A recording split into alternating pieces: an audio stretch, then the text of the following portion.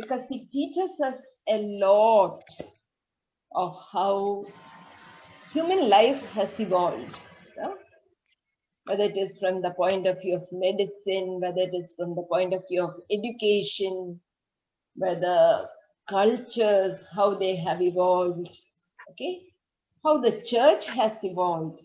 So that is why in this course on the theology of laity, it is very important to understand what are the historical signposts. Signpost means like when we are journeying, okay, when we reach a certain moment, you will see direction. You turn that side to go wherever you are going. That is the meaning of signpost. Okay.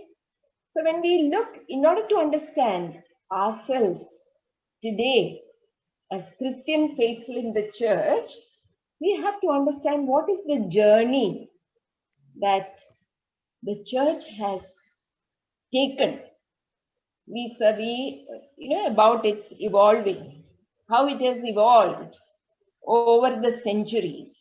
Okay. In this session, we draw heavily from a book,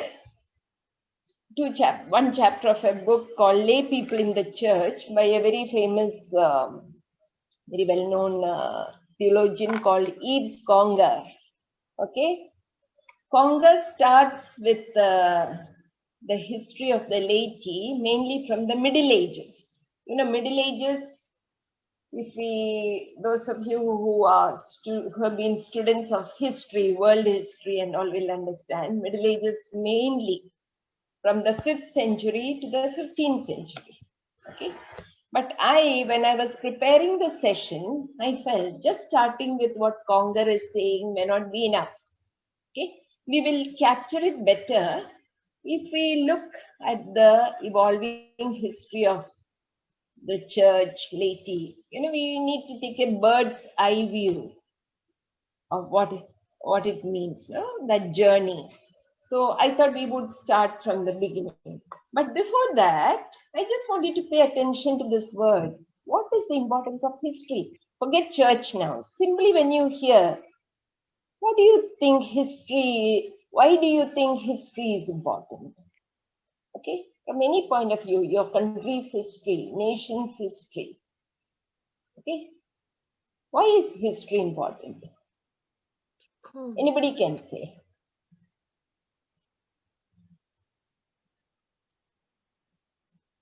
See, each country has its own history, no?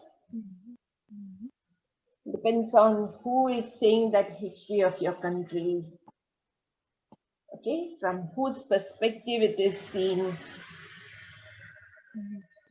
But in general, why do we think history is important?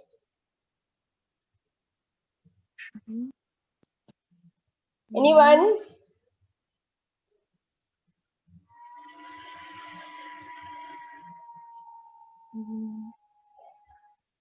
History is a strange word for all of you. From childhood, we know what is history, no? Yeah? Who wants to say? Tanki? Here is Sunita. I would like to share, according to me, Yeah. I think so. Because of history, we can learn how past societies, systems, and also ideologies, government cultures, and technologies we can build. And we can, the rich history of the world helps us to paint a detailed picture. All right.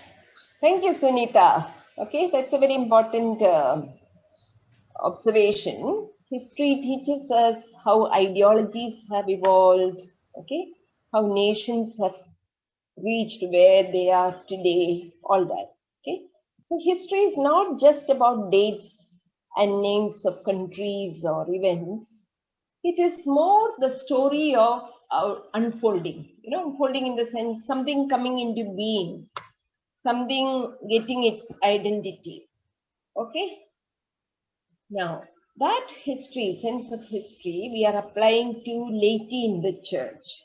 Okay, So I just want you to pay attention to this question put there, not to answer it now. What has history to do with laity in the church? Okay? Because that identity of laity, how has it evolved? We need to understand that. Then only we can understand what is our mission today in today's world. Okay? Now, as I said, I just thought we'll take a bird's eye view, means very fast we will look at the earliest phase of Christianity. Okay? There was no clergy or laity that time. There was a deep awareness of Christian life as a new life in Christ. That was the passion. That was the fire that they carried. Okay, Christian life is a new life. For the early Christians, life meant living in the Spirit. So that is why they said, the Spirit told me, if you read the Acts of the Apostles, no? It is as though the Spirit is as though one person they are talking with. And so the Spirit led us, Peter would say, the Spirit led us, or Paul would say, the Spirit showed us the way out. Okay? So their whole life was sort of charged by the Spirit of God. And at that phase, that very early phase of Christianity, they were not interested in the world. Their whole life focused on heaven and on the second coming of Christ. Okay? So that we know, starting with Stephen, and if we know little bit of church history, after Jesus and that, after resurrection, the early church, the early group of apostles and their companions and the wider circle of disciples started spreading the good news of Christ. And that was an era of persecution. Okay? They were persecuted by so many other groups. The Romans, okay, Greeks.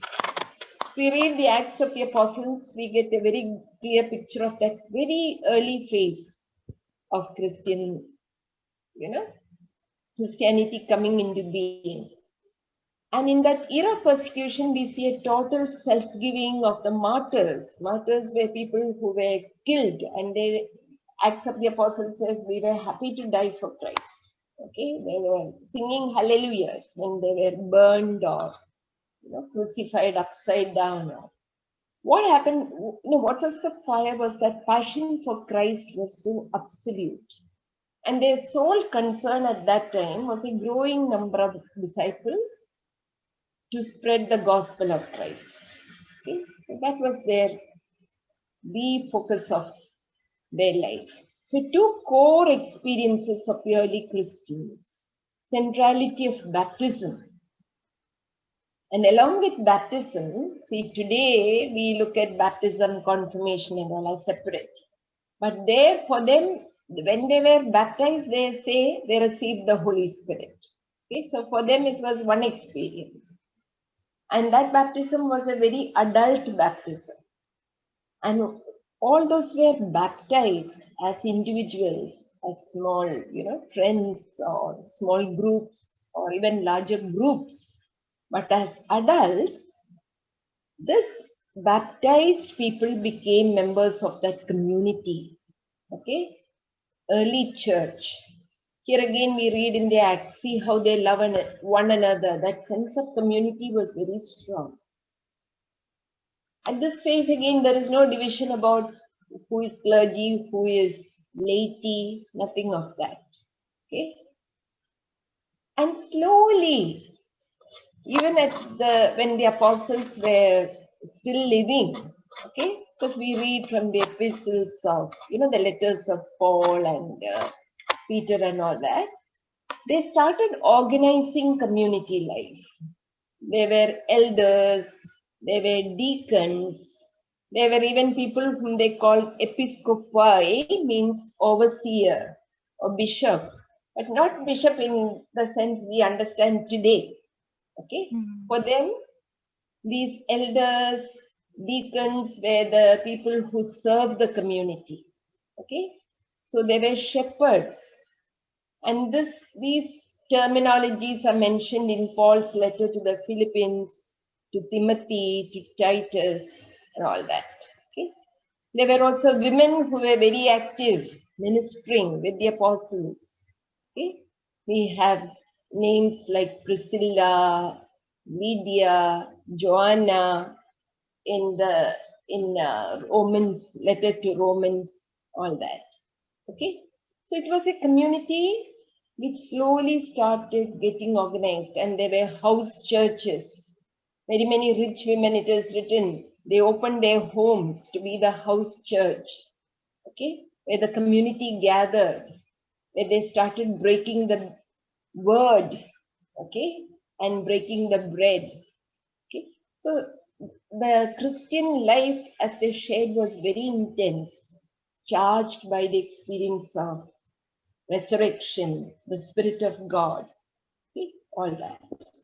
Now, this continued from, this earlier experience of that sense of early church and community that went on from first to third, okay, centuries.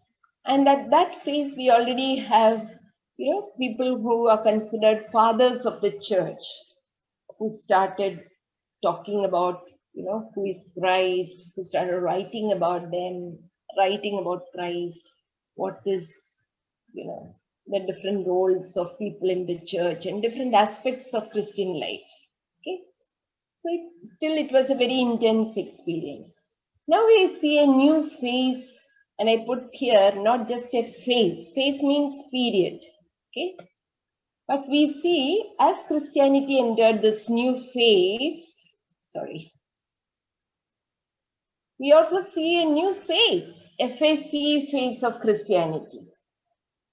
Because when Christianity came in contact with the Greco-Roman world, okay, Greco-Roman world, if we know a little bit of world history, these were the centers, the most powerful empires of the world, the Roman Empire,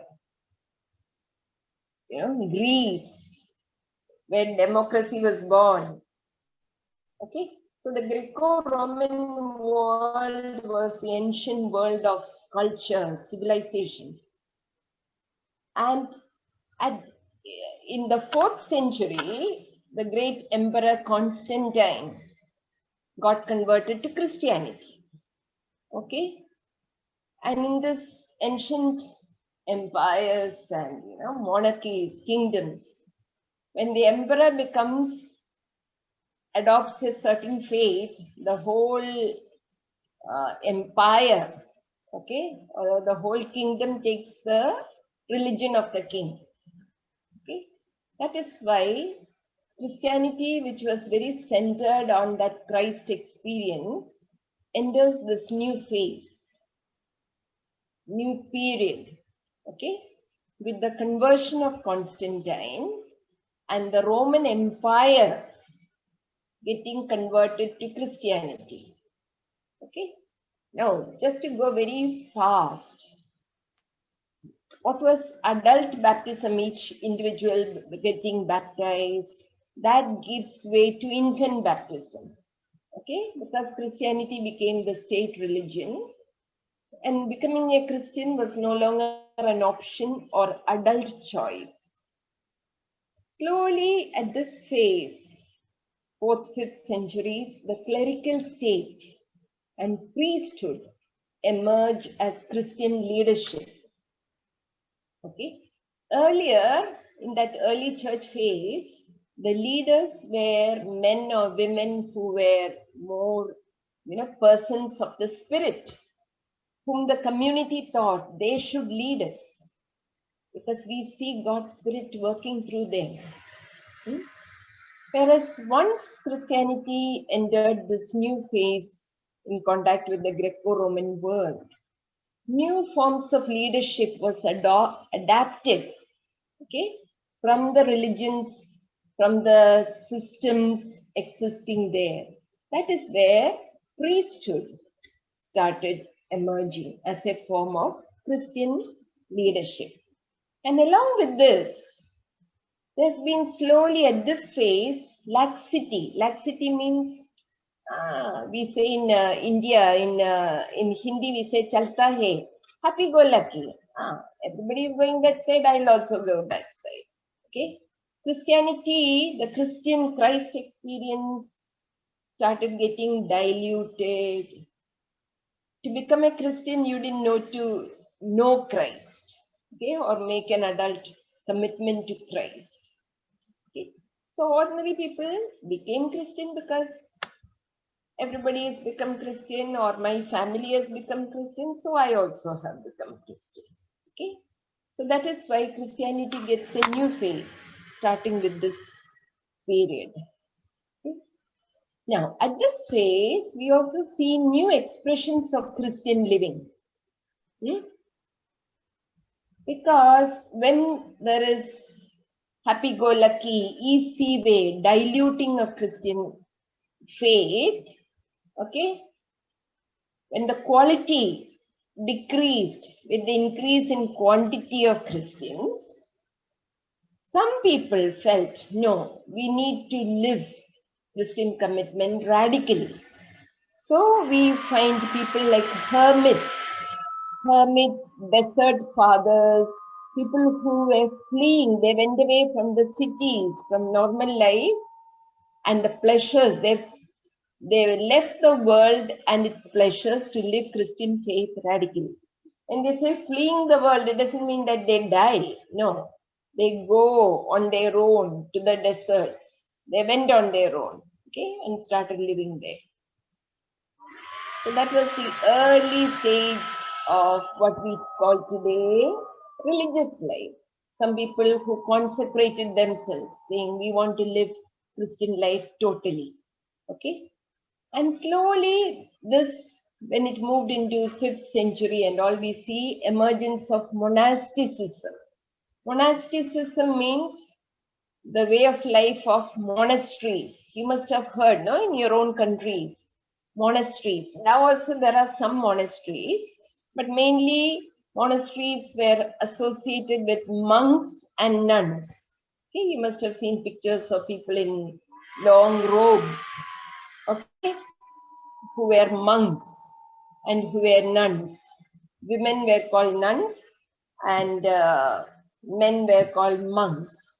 Okay. The nuns or the sisters we have today is a later development from that. They are not totally monastic. Monastery meant, they lived together. They had very little contact with outside world.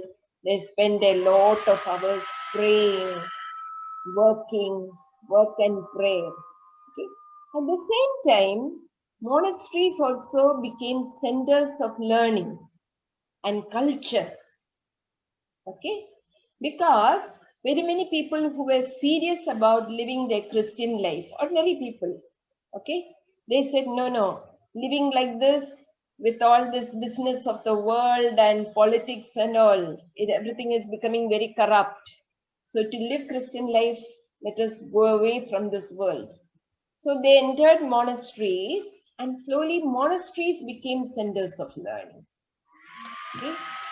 Many lords and successors to the throne were trained by monks. Okay, because those days it is governments were not as we have today. No? It was all kingdoms and lords and okay. So they were trained by monks, and some of them even renouncing, giving up their thrones, they became monks. Okay, so that is how monastic culture evolved. And at this phase, we have, this is a difficult word, but don't worry about it. We have, we see something that is called Christendom. Christendom is a Christian state where the church is merged into the state, means religion and politics becomes one. Okay? Today, politics is by the government and whichever party is ruling that. And church has different way of living. But in this phase, particularly after the 4th century, after Roman Empire became Christian, we see the emergence of Christendom. Okay, and here They even call it Christian Commonwealth. Today you must have heard, no? Commonwealth countries.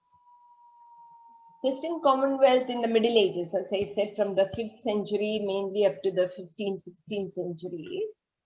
We have the emperor and princes on one side and the pope and the bishops on the other side. And Conger, this theologian whom I mentioned, they say these two parties, okay, one is the emperor and all his people and pope and bishops. They were like two sides of the same coin, the body called Christian, okay. And those days, it was the emperor when there is some problem in the country, okay, related. It could be related to Christian faith, but it was the emperor who called for the councils. Today, the ruling party or the king or they have no say on how the church should be run. Maybe in very strong communist countries, they will try to say you are not allowed to practice religion. Okay, all that. But we are talking about the Middle Ages, where the emperor had a say on how the church would be run. Okay, and at this stage, we see the laity. Laity means the ordinary people who were not belonging to the clergy group. No? They had the possibilities of engaging in temporal business. Temporal business means affairs of the world. They got into lawmaking, establishment of hospitals, military expeditions. Expeditions means military journeys for defending Christendom. Okay? The encouragement of education, sciences, all these became spheres of laity's engagement with the world. Okay? So already you start seeing a division. Laity belongs to the world, clergy belongs to the church. Okay, that kind of division we start emerging from the early phase of Christendom, where politics and religion had already merged. Okay, become one. Then at this phase, Christian spirituality became identified with monastic spirituality. Remember, I told you monasteries were growing at this phase. So Christian spirituality, they forgot completely what is that in Christ experience or, breaking the word and breaking the bread and all that, completely forgot it. Okay. So it became like monastic spirituality. It was colored by monastic spirituality. It meant to say marriage was seen as a consequence of original sin. You know what is seen as original sin? Adam and Eve sinned. Okay, so they were thrown out of the Garden of Eden, paradise. So marriage was seen as something taken from there. Sexuality was seen as bad, not good. So abstaining from sex was considered superior.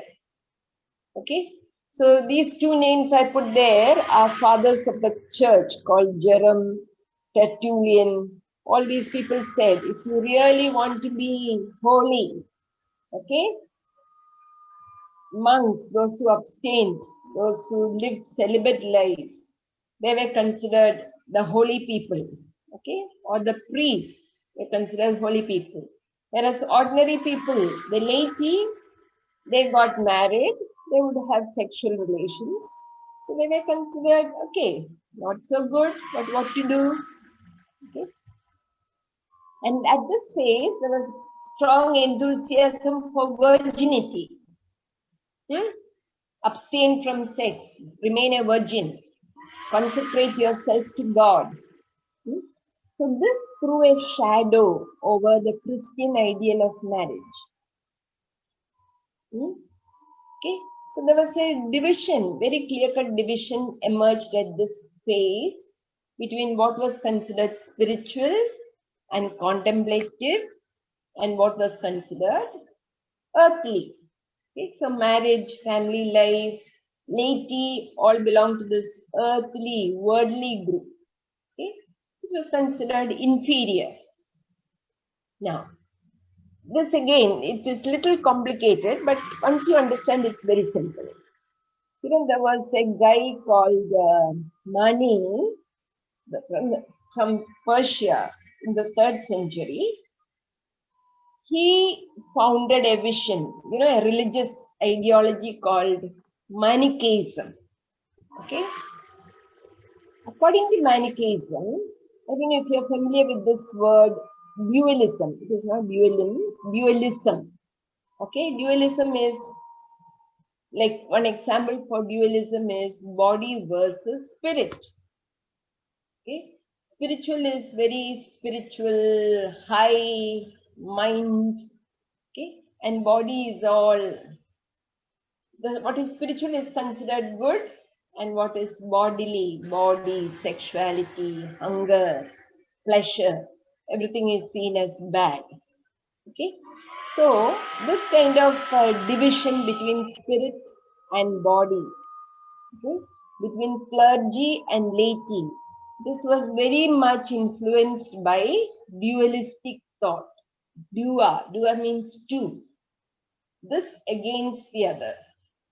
And this had a harmful effect on the place and role of laity in the church. Okay?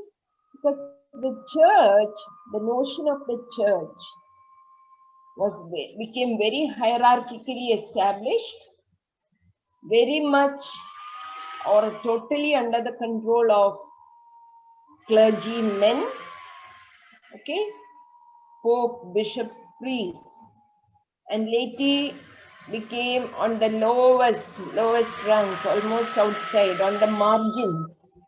Okay? And they were considered sinful because they are in charge of the body, the worldly things. So what was thought to be unholy.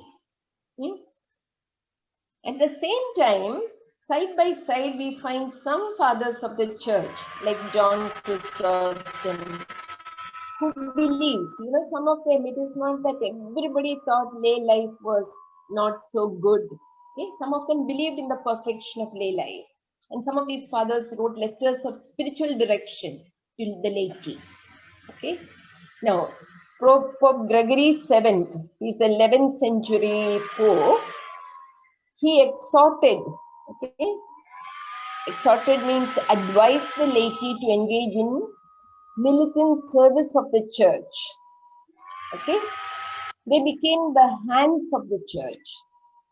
With hands, like for example, in a family, at least in Indian culture, which is very patriarchal, women become the hands of the family because they do all the work, cooking, cleaning, all that. Yeah? The same way, a laity became the hands because doing all the militant service, engaging in service of others, whereas the clergy and the monks were all concerned only about quote unquote spiritual stuff, okay, or thinking about the mind. Now, this Pope was encouraging the laity, and some of these, to give certain people as models, okay, to the laity, they canonized a military leader called Erlembaldo, okay, who was murdered in 1075. And Congar speaks here about the politics of canonization. You understand what is canonization? Canonization means when they declare somebody as a saint in Rome, okay? And whoever is declared a saint is supposed to be a model of some virtue, some aspect, quality of holiness. So this man, this military leader, was murdered in a war defending Christendom. He was canonized, okay, because he was projected, presented as a model for the laity. Okay. Also, we find at this phase there are devotion to soldier saints. Okay, like this Erlembaldo was a soldier. Also, in the heavenly realm, heavenly place, Archangel Michael, you must have seen pictures of Archangel Michael with the spear. Okay, he fought. So people started, ordinary people, devotion to Archangel Michael. I don't know if you've heard of this word, crusades. It's a very important word in the history of the church. Crusades were when bishops led soldiers to convert others to Christianity. These were the crusades, were the journeys undertaken by armies led by priests and bishops. Okay, particularly they wanted to convert Muslims to Christianity, and they would kill others to make them Christian.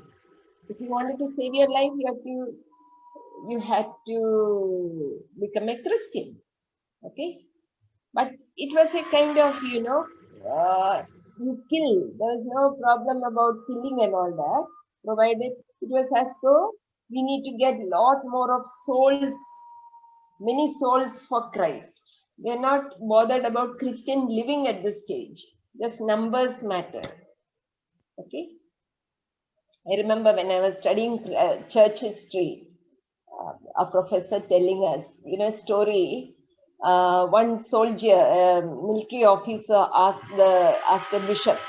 Okay, they were, going on horseback to new villages and new towns and new regions, and they would simply go and kill people who didn't want to become Christian.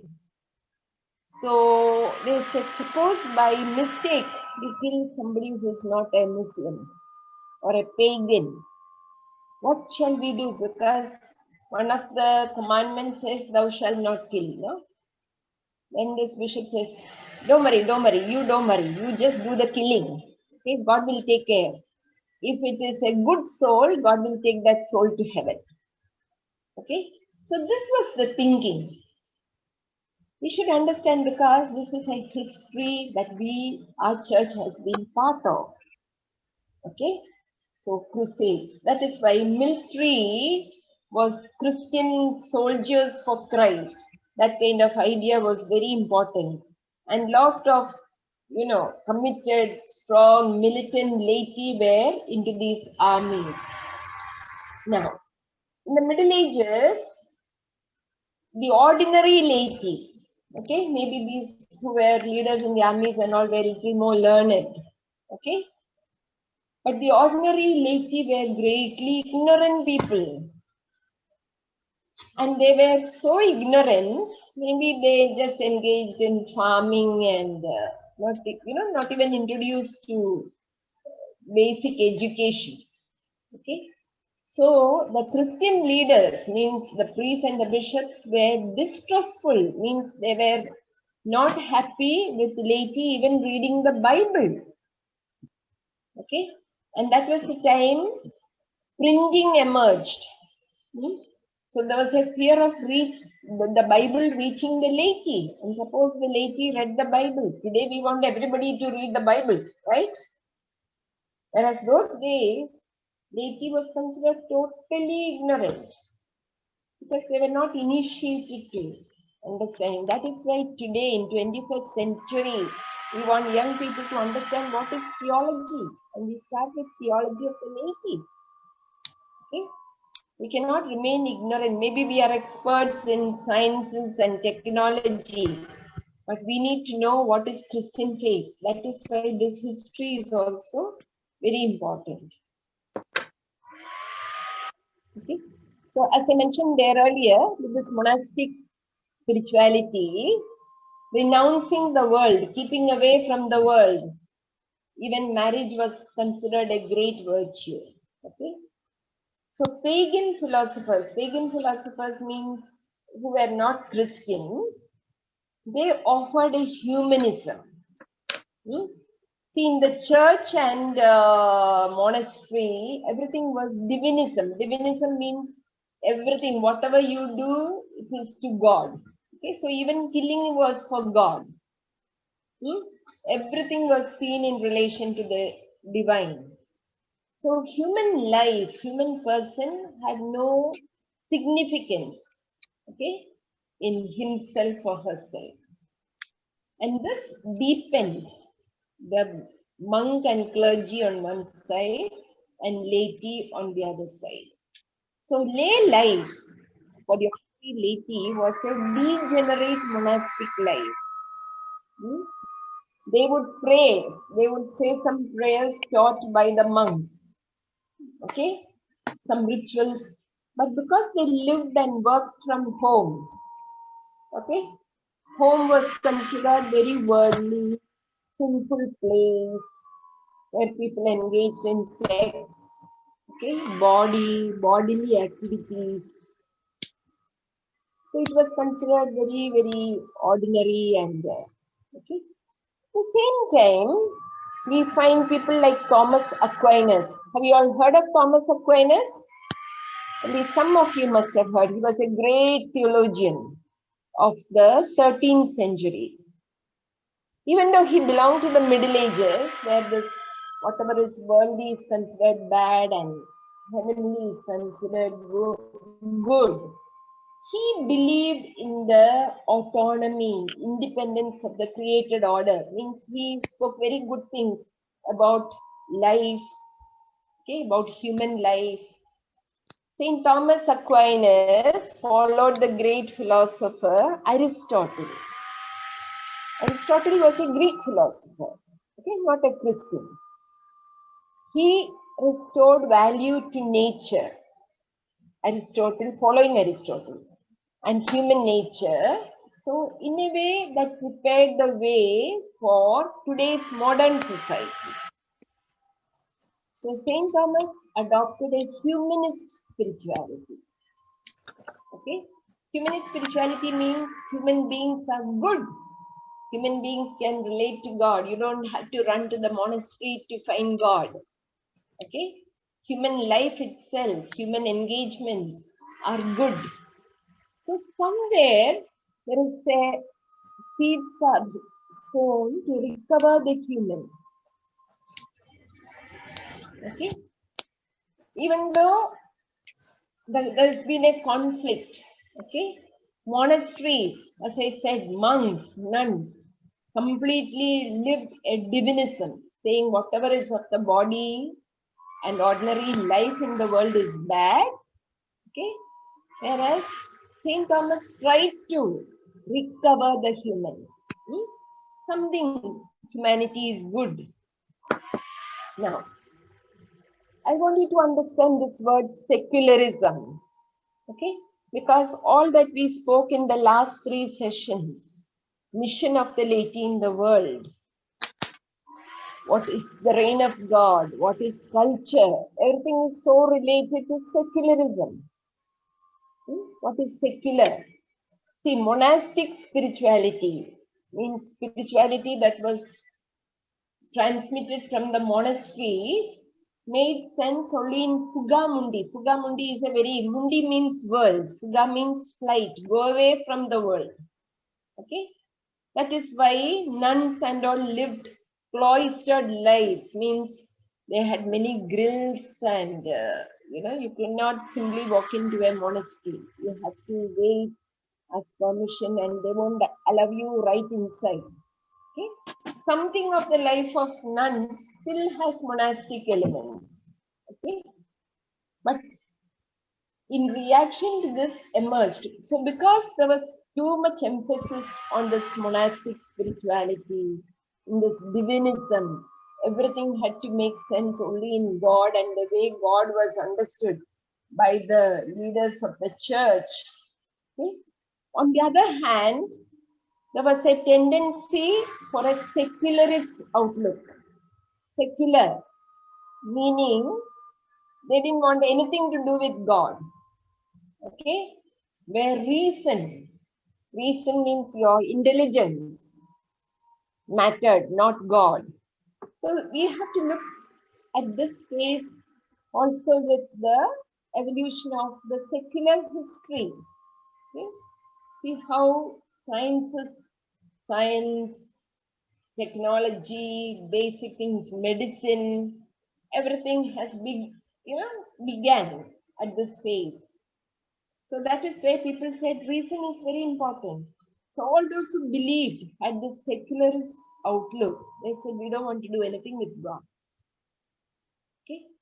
Because the God projected by the monastic spirituality was a God out of this world. That God had nothing to do with this world. Okay? So this led to, some of you must have heard this this word, Renaissance. Renaissance means rebirth. Okay, it is a French word, Renaissance. That is happened between 15th to 16th century. And with that, Renaissance gave to a new expressions of culture, arts, civilization, okay, learning. And with that emerged a godless humanism. Human beings felt we can be very good human beings, we can be very strong human beings without God. We don't need this God. Okay? So you see a clear division between God of the church leaders and the monasteries and okay. And on the other hand, people in the world, people who are educated, learned, saying we don't want anything. Reason is totally enough. Okay. So we find a mechanized civilization was born outside the church. Rationality, reason became central. And they said, enjoy all the pleasures. What is wrong? We have that expression, no? Eat, drink, make merry, get God and okay, everything. So laity was again here in this part, okay, and monks. So this was a strong divide between the sacred on one side, what was considered sacred on one side, and what was considered secular on the other side, clergy, laity. And this deepened and continued into the 20th century. Okay? We are still carrying the burden of this history. All right? That is why it is slowly, maybe it is little heavy, but if you can go through this history slowly, you will really understand why we need to look at mission of laity in a new way today. Okay? So, because that divide became very strong on reaching the 20th century, we see there are new attempts to re-sacralize, to make sacred the secular world. Okay? I don't know if you all have heard about this movement called Catholic Action Movement. Okay? That was mainly from 1925 to 35. Already we started 20th century. Catholic Action Movement was led mainly by lay people. And they said faith is not an overcoat to be removed and hung on the hooks of an office or factory. It needs to be integrated into every aspect of life. Okay? See, for the secular minded people, okay, you go on to church on Sunday and Sunday seeing Eucharist, celebrating Eucharist or seeing Mass in the ordinary expression, seeing Mass. It is obligatory. So you go, finish that obligation and come back. Then they said those who are active in the Catholic action, faith, Christian faith is not an overcoat. See, when in Europe, in the winter, people wear very heavy overcoats. You know? So even in countries like Korea, Japan and all, there you have strong winter. Whereas when you enter the house or when you enter the office, you hang the overcoat and then you go inside. They said faith is not an overcoat which you have, you know, you practice when you go to church and then you return to the world. It has to be integrated. So these were kind of, you know, this movement was very strong attempt to re-sacralize, to make sacred once again the secular world. During the phase 1939 to 45 were the post-war years. Okay? We know the Second World War and all that. But once again, there was a deepening of the secularity. The laity, the faithful, becoming part of the secular. And on the other side, evangelical life, consecrated life, identified with monasticism. Okay. So here, contemplation and action become two different things.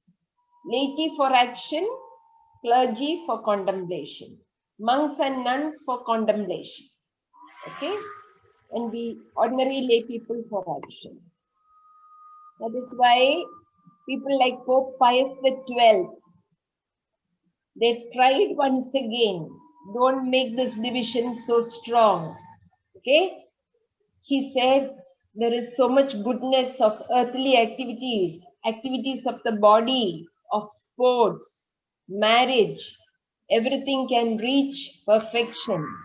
Okay? So we see already in 1945 this kind of thinking emerged. That is why in 1960s, when Vatican II, okay, started, when Vatican II in the different, I don't know, some of you must have done already the documents of Vatican II, no? In course 1 or course 2. See, it speaks, the famous document of Vatican II, Church in the Modern World. It speaks of the church dialoguing with the modern world. So already people like Pope Pius XII was sowing the seeds for that. Saying body is good, sports is good, marriage is good. Okay? Things like that.